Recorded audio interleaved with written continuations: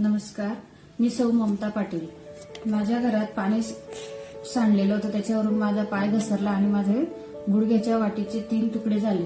तर मला बिरसा मुंडा या हॉस्पिटलमध्ये घेऊन गेले आणि तिथं डॉक्टर रमाकांत भूषण सर यांच्याकडे माझं ऑपरेशन झालं.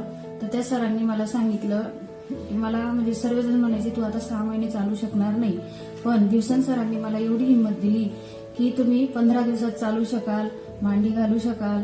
पण मला काही हे वाटत नव्हतं. पण म्हणताना की देवानंतर दुसरा देव असतो तो डॉक्टर.